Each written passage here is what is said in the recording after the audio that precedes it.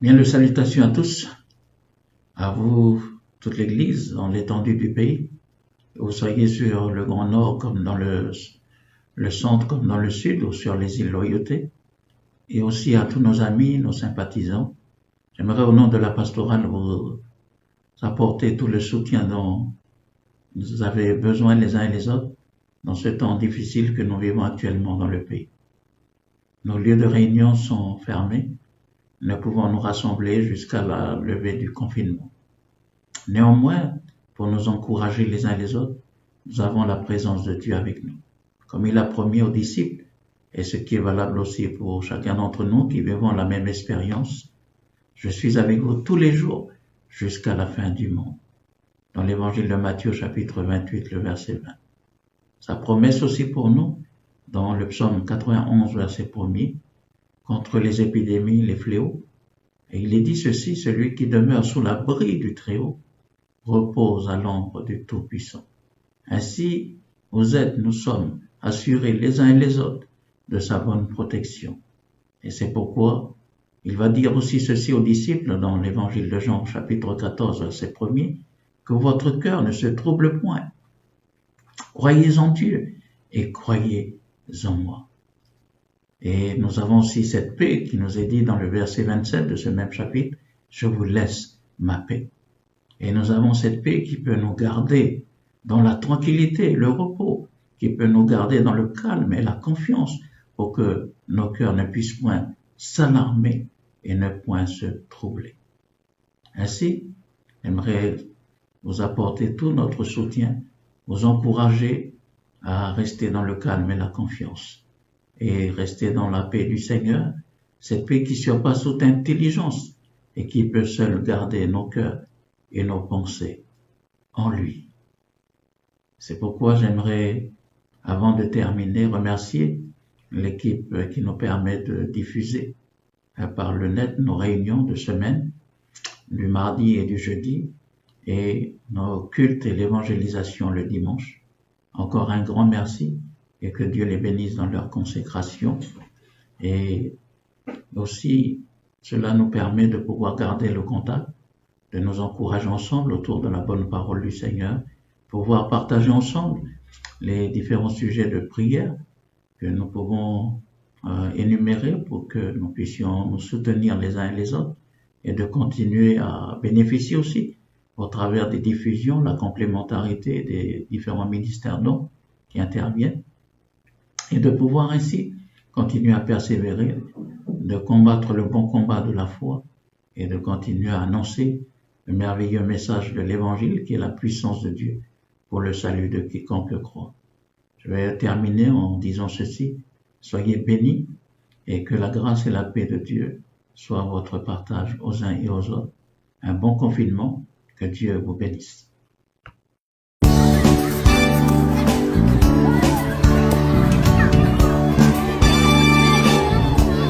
Bienvenue sur Amour la parole, la rubrique où les enfants disent ce qu'ils pensent. Yeah! Youpi!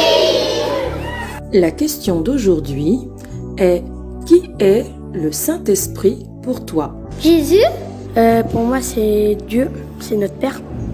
Pour moi, c'est Jésus, Dieu, et aussi c'est un esprit représenté par un oiseau.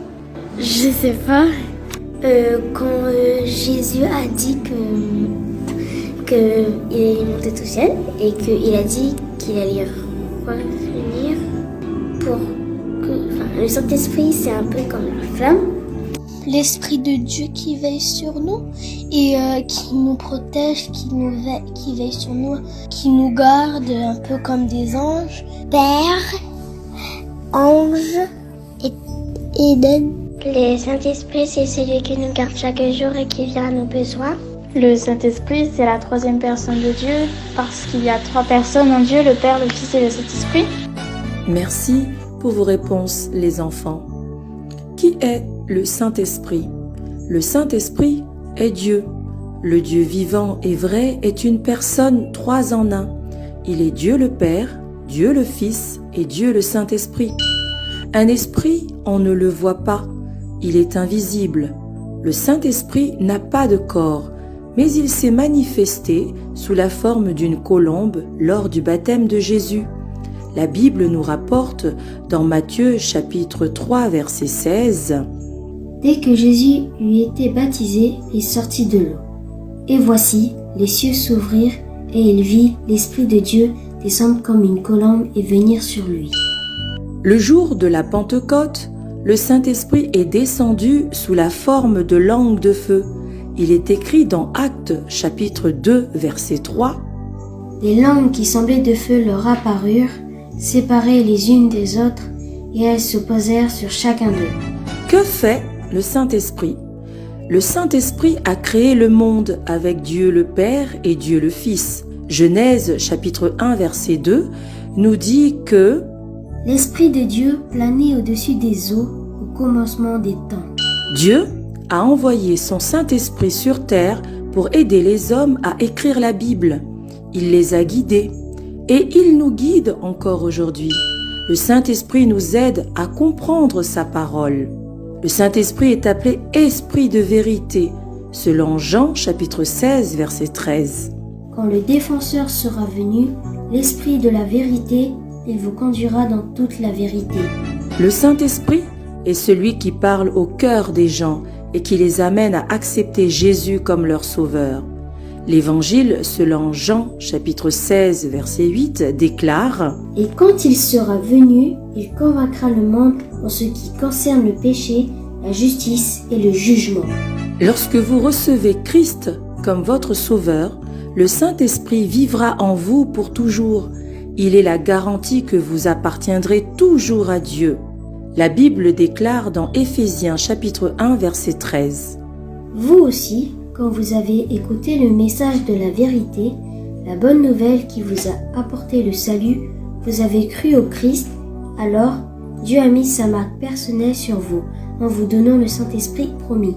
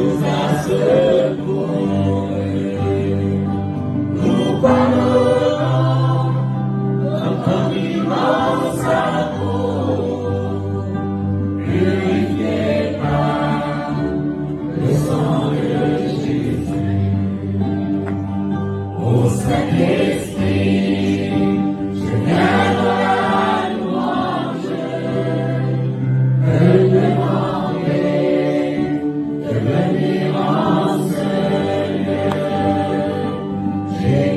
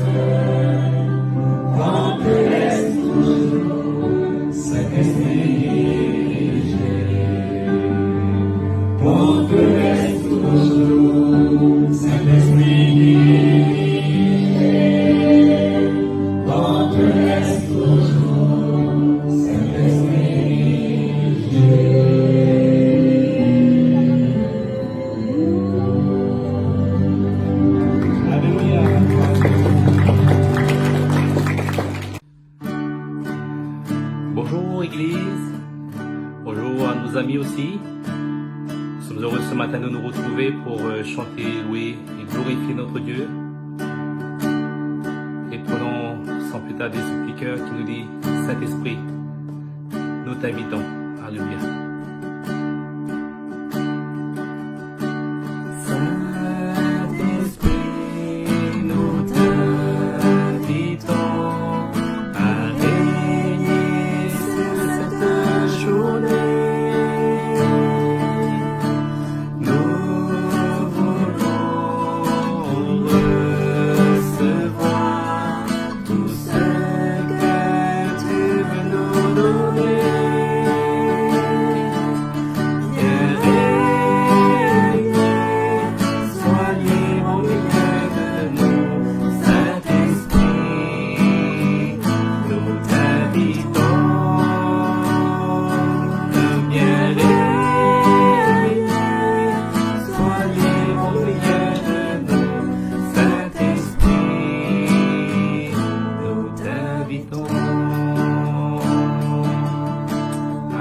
Prenons un petit temps pour fermer les yeux et prions le Seigneur. Notre Père et notre Dieu, nous voulons te dire merci, Seigneur, pour ce temps, Seigneur, que tu nous permets encore d'être ensemble, Seigneur, pour pouvoir te chanter, Seigneur, te louer, Seigneur. Merci, Seigneur. Oui, Seigneur, parce que tu es un Dieu qui est fidèle et grand, Seigneur, qui est plein d'amour et plein de compassion, Seigneur, pour chacun de nos vies encore. Seigneur, merci d'avoir passé cette semaine, Seigneur, sous ton regard encore, Seigneur, malgré ces difficultés encore, Seigneur, de la vie, Seigneur, tu vois, Seigneur, cette maladie, Seigneur. Oui, Seigneur, merci, Seigneur, mais nous croyons que tu es avec nous encore, Seigneur. Oui, je voulais avoir une pensée, Seigneur, pour nos frères et sœurs, ou nos amis qui sont là, Seigneur, malades. Oui, Seigneur, qui te réclament, Seigneur Jésus. Oui, Seigneur, au nom de Jésus, Seigneur, nous voulons, Seigneur, oui, te les remettre entre tes mains encore, Seigneur, que tu puisses la poser ta main, Seigneur, puissante, Seigneur, ta main qui guérit encore, Seigneur, parce que tu n'as pas changé, Seigneur Jésus. Oui, ce que tu as fait il y a 2000 ans, tu le fais encore aujourd'hui, Seigneur, tu guéris encore, Seigneur, tu sauves, Seigneur Jésus, encore aujourd'hui, Seigneur. Oui, pose ta main, Seigneur, aussi, Seigneur, pour les malades qui sont dans les hôpitaux, Seigneur, peut-être à la maison aussi, Seigneur Jésus. Merci de poser ta main encore, Seigneur, sur ces personnes-là, Seigneur. Que tu puisses là, Seigneur, les relever, Seigneur. Donner la santé, Seigneur Jésus. Oh, Seigneur, puisse la protéger, Seigneur, toute la population, Seigneur, de la Nouvelle-Calédonie, Seigneur, c'est que dans le monde entier, Seigneur. Oui, Seigneur, merci parce que tu es celui qui est grand et tout-puissant, Seigneur. Bénis ces instants, Seigneur, bénis ce culte, Seigneur, tu puisses là encore, Seigneur. Bénis ton serviteur aussi, Seigneur, qui va partager, Seigneur, cette bonne nouvelle de l'évangile, Seigneur, pour chacun de nous encore, Seigneur. Merci, Seigneur, pour ce temps, Seigneur, que tu nous permets encore, Seigneur, de pouvoir aussi, Seigneur, exprimer toute notre reconnaissance, Seigneur Jésus. Que ton nom seul soit béni et glorifié. Et nous te prions, Père, au nom de ton Fils Jésus. Amen. Amen. Bien le bonjour à toute l'Église, que vous soyez dans le Grand Nord, dans le centre, comme sur le sud ou sur les îles Loyauté. Nous rendons grâce à Dieu pour l'occasion qu'il nous est donnée d'être ensemble ce matin autour de sa bonne parole. Nous remercions aussi nos frères qui nous ont conduits dans ces moments de louange et d'adoration. Que Dieu nous bénisse tous ensemble. J'aimerais pour ce matin que nous puissions ouvrir les Écritures dans l'Épître aux Éphésiens, chapitre 5, le verset 1er. Et notre méditation ce matin se situera dans ce verset 1er. La pensée pour nous, c'est tout enfant de Dieu doit imiter Dieu. D'ailleurs, c'est ce que Paul écrit au verset 1er de ce chapitre 5. Devenez donc les imitateurs de Dieu comme des enfants bien-aimés. Et c'est dans la mesure que nous sommes enfants de Dieu. Dieu ne demandera jamais à ceux qui ne sont pas ses enfants, mais à ceux qui sont ses enfants bien-aimés, pour qu'ils puissent lui ressembler, être tel qu'il est, parce que Dieu a fait le nécessaire, comme il l'a fait pour les bien-aimés d'Éphèse, alors que avant l'Évangile, ils étaient loin de Dieu, ils étaient sans Dieu, sans espérance. Ils vivaient selon les convoitises et accomplissaient les désirs de leur chair. Ils avaient marché selon la vanité de leurs pensées. Ils étaient morts dans leurs péchés, dans leurs fautes. Mais grâce soit rendue à Dieu, celui qui est riche en bonté, riche en miséricorde, à cause de sa grande compassion. Il les a sauvés par sa grâce. Dieu leur a permis de vivre cette grâce, cette expérience, comme la plupart d'entre nous aujourd'hui, qui avons vécu la même expérience, qui avons été sauvés non par les œuvres, mais par la grâce divine, par le moyen de la foi qui est un cadeau de Dieu, et le moyen par lequel nous sommes sauvés, comme ils l'ont été aussi, nos bien-aimés d'Éphèse. Et ainsi, ils sont désormais l'ouvrage de Dieu. Ils ont été créés en Jésus-Christ pour vivre et accomplir les bonnes œuvres que Dieu a préparées d'avance pour eux. Et c'est aussi le cas pour chacun d'entre nous qui avons vécu la même expérience et qui sommes aujourd'hui, les uns et les autres, devenus l'ouvrage de Dieu. Nous avons été créés en Jésus-Christ. Dieu nous a rendus participants, comme il a fait pour eux, il a fait aussi pour chacun d'entre nous. Il nous a rendus participants de sa nature divine. Et comme il veut le faire aussi pour nos amis, nos sympathisants, les amener aussi à vivre la même grâce, la même expérience, pour les amener à être participants de sa nature. Car nous ne pouvons imiter Dieu si nous ne participons pas à sa nature. Et c'est dans la mesure où nous avons la nature divine, c'est dans la mesure où nous sommes l'ouvrage de Dieu, nous sommes créés en Jésus-Christ. C'est pourquoi l'Écriture nous dit bien que si quelqu'un est en Christ, non pas dans une telle ou telle autre dénomination ou telle institution religieuse, mais si quelqu'un est en Christ. La précision pour dire ceci, que nous pouvons que devenir ouvrage de Dieu, être une nouvelle créature, porter en nous la nature divine, vivre réellement la nature divine dans la mesure que nous sommes en Jésus-Christ, car c'est en Jésus-Christ que nous avons été créés. C'est en Jésus-Christ que nous sommes devenus de nouvelles créations ou créatures. C'est pourquoi nous devons ainsi, comme les Éphésiens, devenir semblables à Dieu, être comme Dieu tel qu'il est. Nous devons l'être aussi. Et cela n'est pas au-dessus de la portée de chacun d'entre nous. Mais Dieu ne nous demandera jamais l'impossible. Mais Dieu a fait le nécessaire pour nous permettre les uns et les autres. Dieu a tout fait. Dieu a mis tout en œuvre pour te permettre et me permettre, en tant qu'enfant de Dieu bien-aimé, de lui ressembler chaque jour dans notre vie, dans notre marche, dans nos relations, dans ce monde, les uns avec les autres. Nous devons témoigner ainsi de la nature divine et qui désormais est en chacun d'entre nous. Et comme le disait si bien cet homme de Dieu, ce n'est plus moi qui vis, mais c'est Christ qui vit en moi. Dans l'Épître aux Galates au chapitre 2, le verset 20. Et si nous vivons aujourd'hui dans la chair, comme pouvait déclarer saint Paul, de même nous aussi, nous vivons désormais par la foi au Fils de Dieu, qui nous a aimés et qui s'est donné en rançon pour les uns et les autres, pour nous permettre ainsi de participer, de vivre réellement la nature divine. Et c'est pourquoi nous pouvons l'assurer, nous pouvons l'affirmer, nous pouvons le confesser, le proclamer, que oui, désormais, et le chanter même, comme le chantons parfois, que nous avons la vie de Dieu en nous, nous avons l'Esprit de Dieu en nous, nous avons sa vie, sa nature. Et c'est pourquoi nous devons lui ressembler dans sa nature. C'est pourquoi nous verrons ce matin trois aspects de la nature divine, et ainsi pour nous encourager à attendre chaque jour vers ce qui est parfait, être semblable à notre Seigneur qui nous a aimés et qui s'est livré lui-même pour chacun d'entre nous. D'abord, un premier aspect que j'aimerais partager avec vous, c'est nous parler de la sainteté de Dieu. Et c'est pourquoi dans son épître aux Éphésiens, au chapitre 4, il va, avant de venir à cette exhortation que nous soyons les imitateurs de Dieu, c'est pourquoi Paul va écrire que nous devons nous dépouiller de la vie passée et revêtir,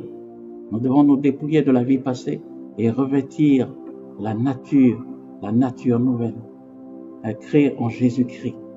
Nous devons ainsi nous dépouiller de cette vie passée qui se corrompt par les convoitises trompeuses, comme il le dit dans le chapitre 4, verset 22, et être renouvelés dans l'esprit de notre intelligence et revêtir l'homme nouveau, créé selon Dieu, dans une justice et une sainteté que produit la vérité. Et en effet, depuis que la vérité, le Dieu de vérité nous a touchés, ainsi il a produit en nous cette justice et cette sainteté. C'est pourquoi nous devons nous dépouiller du vieil homme et de revêtir l'homme nouveau. C'est dans cette mesure-là que nous devons porter la nature divine et dans cet aspect de la sainteté. Et la sainteté est liée à la vérité. La sainteté est liée à la lumière. La sainteté est liée à l'intégrité, la justice. La sainteté exclut toute forme de mal. Et c'est pourquoi nous devons rejeter toute chose mauvaise et ainsi revêtir et manifester chaque jour les uns et les autres par rapport à cette nature nouvelle que nous avons en nous, la nature divine, la sainteté de Dieu. Et c'est avec raison que l'apôtre Pierre, lorsqu'il écrit dans sa première épître aux chrétiens qui ont été dispersés à cause de la persécution, va les encourager dans la première épître de Pierre, chapitre 1er. Et si nous lisons ensemble à partir du verset 14, au verset 14, il nous est dit ceci, chapitre 1er, verset 14 à 15, dans 1 Pierre, comme des enfants obéissants. Ne vous conformez pas aux convoitises que vous aviez autrefois, quand vous étiez dans l'ignorance. Le verset 15, mais puisque celui qui vous a appelé est saint, vous aussi soyez saints dans toute votre conduite. Vous aussi soyez saints dans toute votre conduite. Dieu a fait le nécessaire et ainsi pour nous amener à ne plus nous conformer.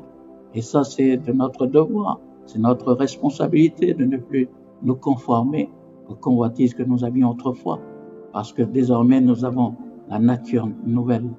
Et cette nature nouvelle, cette nature divine, doit nous amener à être portés et vivre chaque jour la sainteté. C'est pourquoi Dieu nous a appelés à la sainteté. Alors, soyons saints dans toute notre conduite.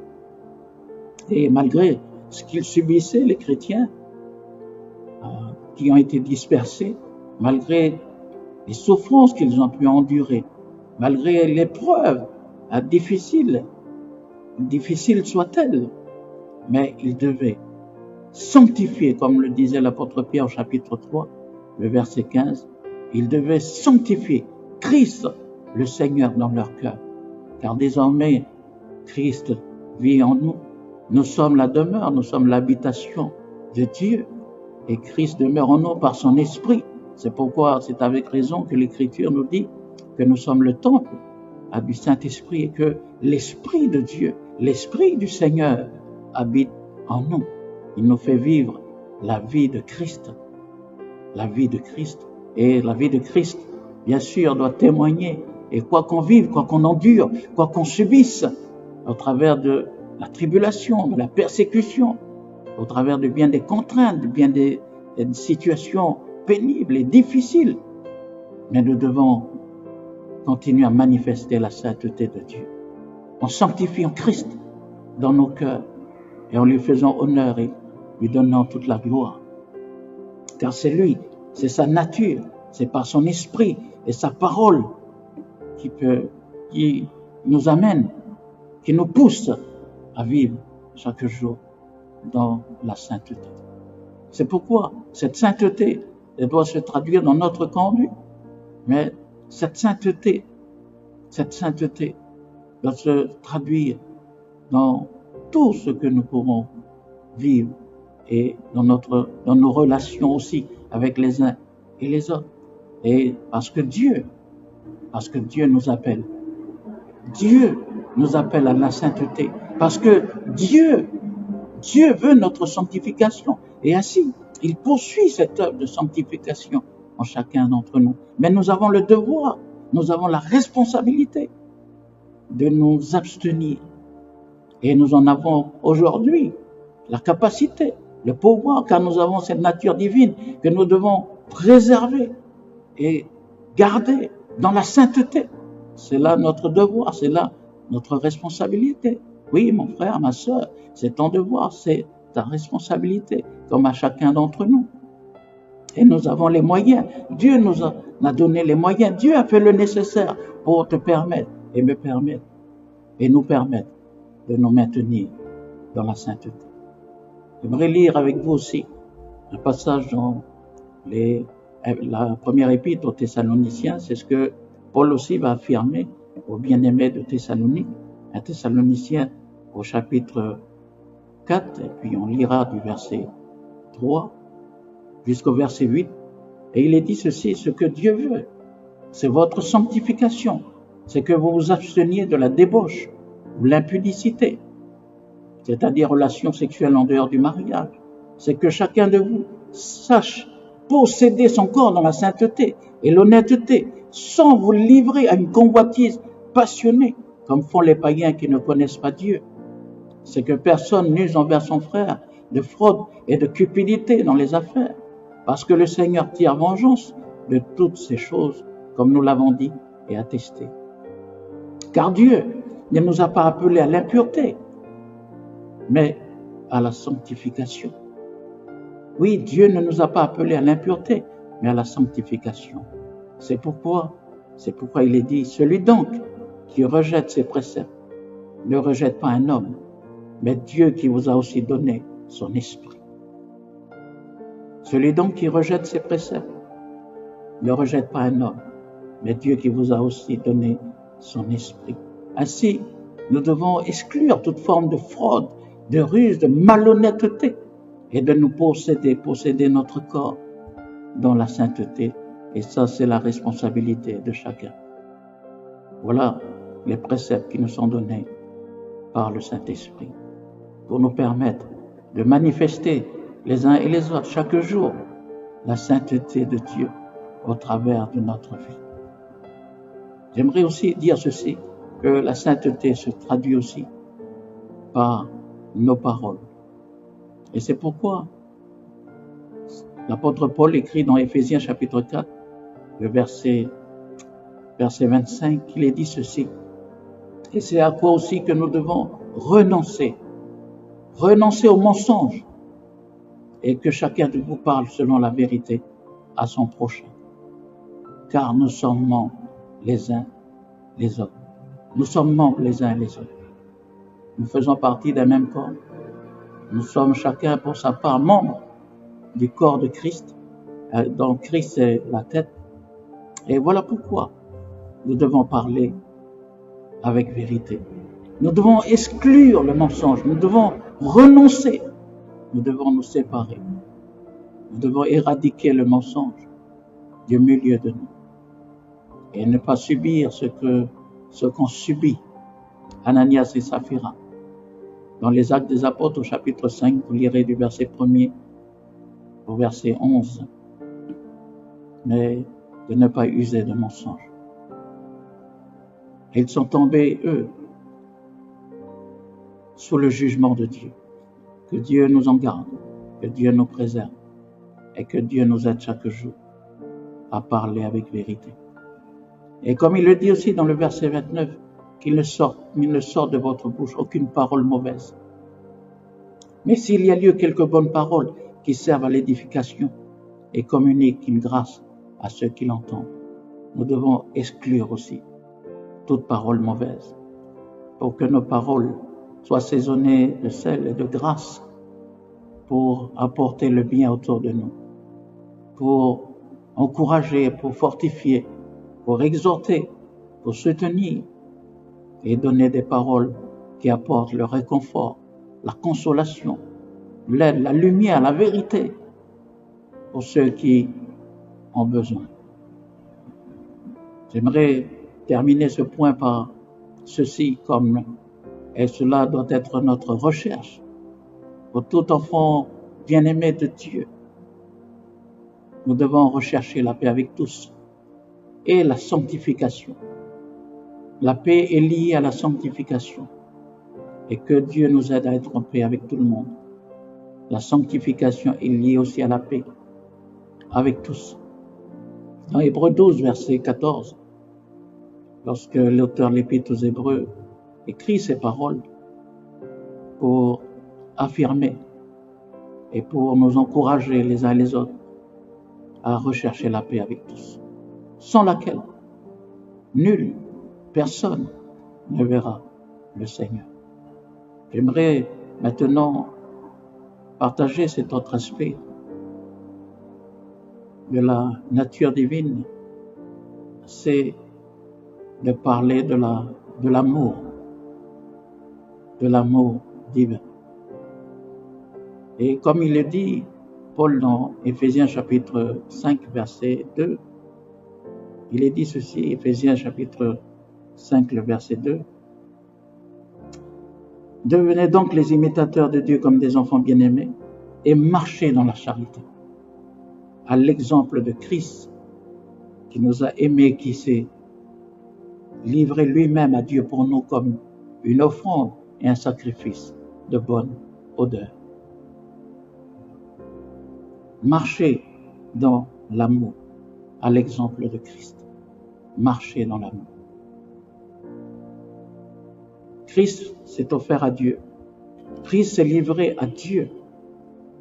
Et cela par rapport à l'amour qu'il animait pour Dieu. Parce qu'il aimait son Dieu qui s'est livré lui-même comme une offrande et un sacrifice de bonne odeur. De même ainsi, par l'amour que Dieu, parce que Dieu ne nous demandera jamais une chose qui est au-delà de notre porte. Mais Dieu a fait le nécessaire pour toi et pour moi, pour chacun d'entre nous, pour tout enfant bien-aimé, qui revêt ainsi sa nature divine. Donc Dieu a répandu dans nos cœurs son amour par le Saint-Esprit, comme il nous est dit dans Romains au chapitre 5, le verset 5.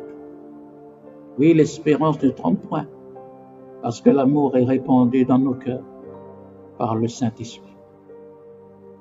Et l'amour qui nous anime, l'amour qui nous inonde, c'est l'amour qui est en chacun de nous. C'est l'amour que Dieu a répandu dans nos cœurs par le Saint-Esprit, pour que nous puissions les uns et les autres, face à toute contrariété, face à toute situation, puissions toujours l'aimer chaque jour de tout notre cœur, de toute notre force, de toute notre être, de toute notre pensée. Et pouvoir ainsi aimer nos semblables, aimer même nos ennemis. Si nous aimons ceux qui nous aiment, quelle différence y a-t-il entre nous et les païens, parce qu'eux font de même? Comme le dit Jésus lorsqu'il enseigne les principes du royaume, pour dire que notre amour doit être au-dessus de l'amour naturel, l'amour charnel. L'amour divin nous amène à aimer même nos ennemis. Et c'est pourquoi l'Écriture nous dit, Jésus de dire, pour que nous soyons comme parfaits, pour que nous soyons parfaits comme notre Père Céleste est parfait. Ainsi, c'est l'amour que Dieu a répandu dans chacun de nos cœurs, pour nous permettre ainsi d'aimer nos semblables. Et comme il le dit justement, au travers de l'apôtre Jean, dans 1 Jean chapitre 4, lorsque nous lisons 1 Jean chapitre 4, le verset 17, et cela pour nous amener à ressembler à Dieu, à être toujours comme Dieu, parce que Dieu est amour. Et il est dit ceci dans 1 Jean chapitre 4, verset 17. Il est dit ceci, tel il est, tel nous sommes aussi dans ce monde. C'est en cela que l'amour est parfait en nous, afin que nous ayons de l'assurance au jour du jugement. Et dans le contexte, il nous est dit que celui qui n'aime pas n'a pas connu Dieu. Au verset 8 de ce chapitre.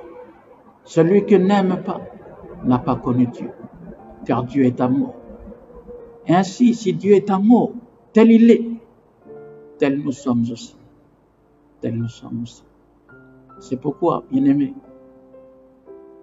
nous devons nous aimer les uns les autres, et aimer aussi nos semblables, et continuer à aimer Dieu, et continuer à aimer le Seigneur de tout notre cœur, de toute notre force, de tout notre être, pour continuer à vivre et à manifester son amour dans nos familles, dans notre entourage, dans nos villages, dans nos quartiers, dans nos tribus, dans nos îles. Oui, nous devons ainsi manifester l'amour de Dieu. Nous devons ainsi marquer la différence. Et c'est pourquoi Jésus disait dans l'évangile de Jean, chapitre 13, le verset 35, à ceci, tous connaîtront que vous êtes mes disciples, si vous avez de l'amour les uns pour les autres. À ceci, tous connaîtront que vous êtes mes disciples, si vous avez de l'amour les uns pour les autres. Amen. Et comme nous l'avons bien entendu, celui qui n'aime pas n'a pas connu Dieu. Et même l'Écriture dit, celui qui est son frère est un meurtrier. Mais celui qui aime, il est dit ceci, aucune occasion de chute n'est en lui. Parce que celui qui aime Dieu, mais il va garder la parole de Dieu. Et comme Jésus l'a dit, si quelqu'un m'aime, il gardera ma parole, et mon Père l'aimera. Et nous viendrons à lui, et nous ferons notre demeure chez lui. C'est ce qu'il a déclaré dans l'évangile de Jean, chapitre 14, verset 23. Et nous ferons notre demeure chez lui. Ainsi, nous devons demeurer dans l'amour. Et nous devons aimer en action et avec vérité.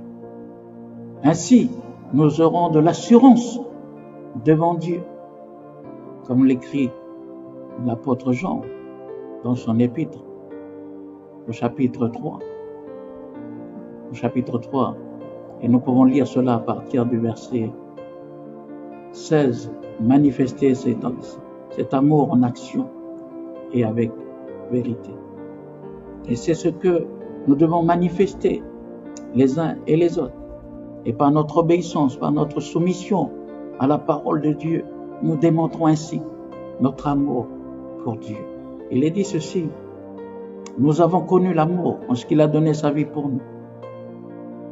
Nous aussi, nous devons donner notre vie pour les frères. Si quelqu'un possède les biens du monde et que voyant son frère dans le besoin, il lui ferme ses entrailles, comment l'amour de Dieu demeure-t-il en lui? Petits enfants, n'aimons pas en parole et avec la langue, mais en action et avec vérité. Par là, nous connaîtrons que nous sommes de la vérité et nous rassurerons nos cœurs devant lui. Et nous rassurerons notre cœur devant lui. Car si notre cœur nous condamne, Dieu est plus grand que notre cœur et il connaît toutes choses. Si nous n'aimons pas, Notre cœur nous condamne. Et Dieu est plus grand que notre cœur pour lire, parce que lui, il ne regarde pas l'apparence, mais il regarde au cœur. Et il connaît toutes choses. Bien-aimé, comme il va l'écrire au verset 21, si notre cœur ne nous condamne pas, nous avons de l'assurance devant Dieu. Voilà pourquoi l'amour en action et avec vérité nous amènera à avoir de l'assurance devant Dieu. J'aimerais voir ce troisième aspect. Alors il est dit, pour ce troisième aspect, dans Éphésiens chapitre 4 et le verset, à partir du verset 31 et 32, il est dit ceci, Éphésiens chapitre 4, versets 31 et 32, il est dit ceci,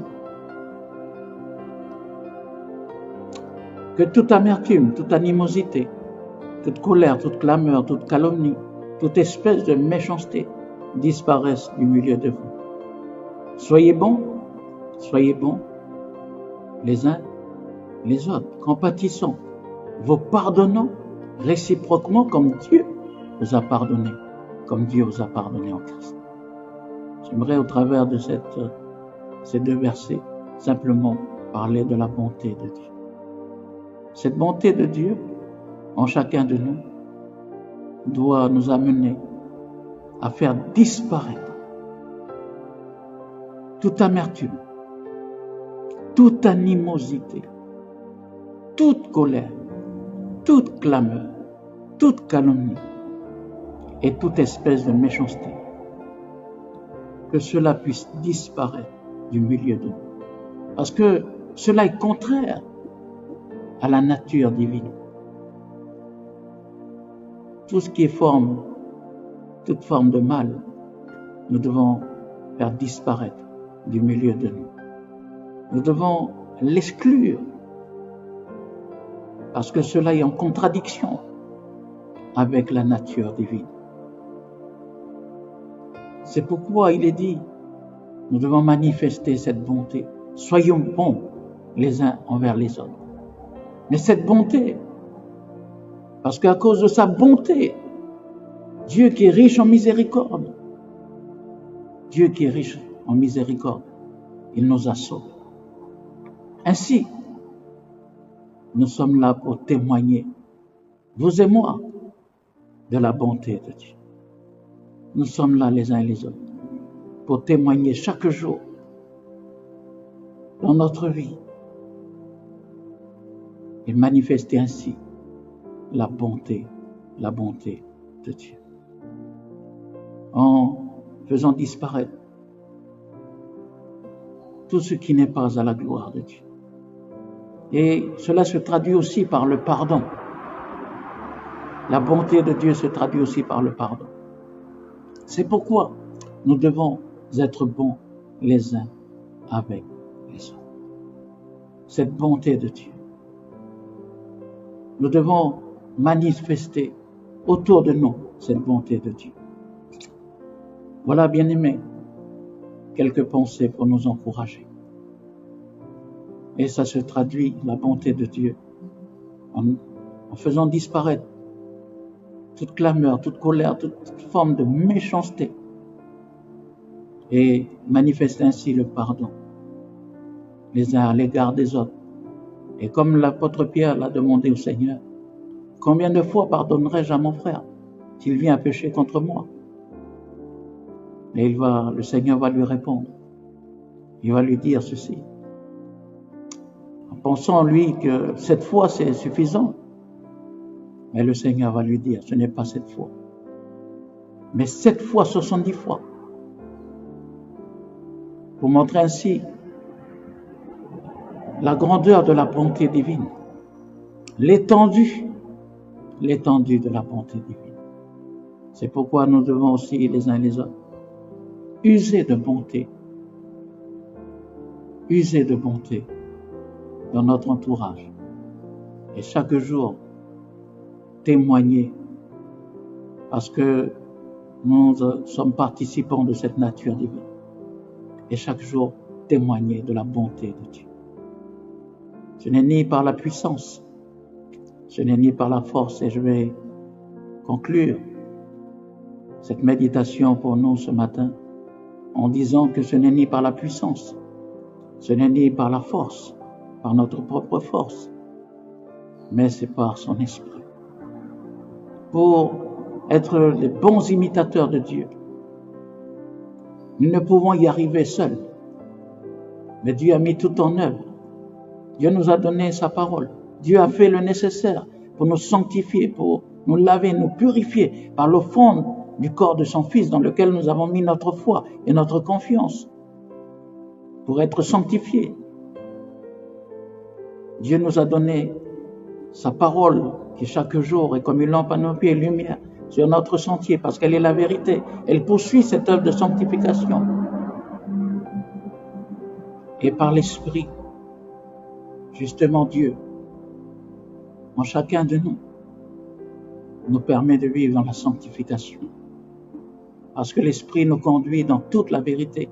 Et l'Esprit nous conduit à incarner réellement la nature divine en chacun. C'est pourquoi la Bible nous dit bien que nous ne devons pas être remplis de vin, car c'est de la débauche. Chapitre 5 d'Éphésiens, au verset 18. Mais nous devons les uns et les autres être remplis de l'Esprit pour incarner réellement la nature divine. Que Dieu vraiment nous bénisse et que chacun d'entre nous soyons, et nous devons être continuellement être remplis de l'Esprit. Parce que si nous vivons contrairement à la nature divine, c'est pourquoi l'apôtre Paul écrit dans Éphésiens chapitre 4, au verset 30, parce que ce serait en contradiction à la nature de Dieu. N'attristez pas, au verset 30, n'attristez pas le Saint-Esprit de Dieu par lequel vous avez été scellés pour le jour de la rédemption. N'attristez pas le Saint-Esprit de Dieu. C'est pourquoi que chaque jour, frères et sœurs, vous et moi, chacun d'entre nous fassions le nécessaire. Et ça, c'est notre devoir, à chacun personnellement, de faire le nécessaire pour être toujours rempli de la puissance, d'avoir cette plénitude de l'Esprit pour incarner au mieux et tendre vers ce qui est parfait, la nature divine. Que le nom du Seigneur soit béni. Nous allons prier et rendre grâce à Dieu. Seigneur, merci pour ceux qui sont à l'écoute, pour ce partage que nous avons eu ce matin. Que ces paroles puissent, Seigneur, pénétrer profondément nos cœurs et demeurer. Et que ces paroles soient scellées en chacun de nous. Parce que chaque jour, cette parole est toujours d'actualité pour nous amener à tendre chaque jour vers la statue parfaite de ta personne. Parce que toi, tu es le Dieu fidèle qui poursuit cette œuvre de sanctification jusqu'à son achèvement. Bénis aussi nos amis, nos enfants, poursuis aussi ton œuvre dans leur cœur, afin de les amener à vivre aussi cette grâce de la puissance de Dieu dans leur cœur et dans leur vie. Bénis tous nos amis, bénis tous ceux qui sont à l'écoute. C'est ma prière humblement ce matin. Dans le Christ Jésus, mon Seigneur et Sauveur. Amen. Voilà, que Dieu vous bénisse. Et j'aimerais terminer en vous souhaitant un bon confinement et que vous puissiez prendre soin de vous, chacun de vous, chacun de vos foyers, chacune de vos familles, et que la grâce et la paix de Dieu puissent être votre partage. Nous remercions aussi l'équipe et notre frère Fredo pour la diffusion sur le net.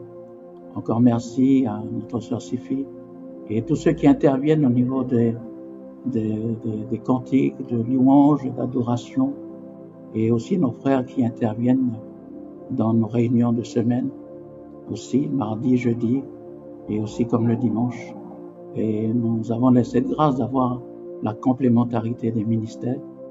Et nous pouvons aussi partager les sujets de prière que nous pouvons diffuser. Et cela pour continuer à nous porter les uns les autres dans la prière, pour que nous continuions à combattre le bon combat de la foi. Et aussi un bon courage à tous ceux qui sont malades, à tous ceux qui peut-être sont atteints par cette maladie, à de toujours regarder au Seigneur et de se confier dans la grâce de Dieu. En tout cas, que Dieu nous bénisse tous et que la grâce de Dieu soit avec chacun. Merci. Dieu nous bénisse. Merci aux serviteurs de Dieu pour le partage de la parole. Et c'est vrai que notre cœur est comme un rocher. Il est fondé sur tout ce que dit mon Dieu. Et ce que dit mon Dieu, c'est dans la parole de Dieu, c'est la Bible. Prenons ce cœur tous ensemble. Merci pour ta parole, lumière donnée aux hommes, qui nous fait connaître le cœur de Dieu. J'aime ta parole, Seigneur. Elle est la vérité sur mon sentier. Pareil, je veux me laisser guider et faire ta volonté sans murmurer, en espérant dans ta bonté. Je crois en tes promesses,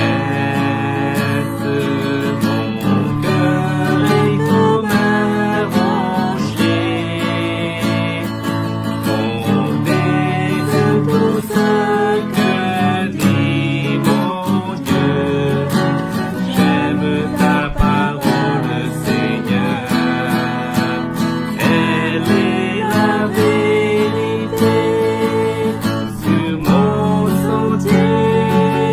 Pareil, je veux me laisser guider et faire ta volonté sans murmurer, en espérant dans ta bonté. Elle est la vérité sur mon sentier. Pareil, je veux me laisser guider et faire ta volonté sans murmurer, en espérant dans ta bonté. Prions le Seigneur. Seigneur, nous te disons merci, Seigneur, pour ce moment, ce temps, Seigneur. Oui, Seigneur, que nous avons pu, Seigneur, te chanter, te louer, Seigneur, et entendre aussi ta voix, Seigneur, à travers ton serviteur, Seigneur. Merci, Seigneur, parce que tu es, Seigneur, un Dieu qui est plein d'amour, Seigneur, pour chacun d'entre nous, pour l'humanité, Seigneur. Oui, nous voulons, Seigneur, te remettre dans séparation toutes tes mains, Seigneur, que tu puisses nous garder, nous protéger, Seigneur. Tu vois ces semaines qui s'ouvrent devant nous, Seigneur. Oui, nous voulons que tu puisses, par ton esprit, Saint-Esprit, Seigneur, tu puisses là encore, oui, nous diriger nos pas, Seigneur, nos pensées, Seigneur. Bénis, Seigneur, pour ceux qui travaillent, Seigneur, qui ont l'activité. Bénis aussi, Seigneur, aussi ceux qui sont à la maison, Seigneur. Oui, Seigneur, confinés, Seigneur, merci encore de prendre soin de chacun de nos vies encore. Seigneur, une pensée, Seigneur. Oui, Seigneur, ceux et celles qui sont malades, Seigneur. Oui, Seigneur, que tu puisses là, Seigneur, encore, Seigneur, poser ta main, Seigneur, puissante, Seigneur, sur les vies, Seigneur, sur les corps malades, Seigneur, tu puisses donner la santé, Seigneur, voir relever, Seigneur, restaurer, voir les cœurs brisés, Seigneur Jésus. Oui, Seigneur, nous savons que tu es un Dieu qui est merveilleux. Nous te remettons tout cela entre tes mains, Seigneur, et nous te prions, Père, au nom de ton Fils Jésus-Christ. Amen. Amen. Bonne semaine et que Dieu vous bénisse.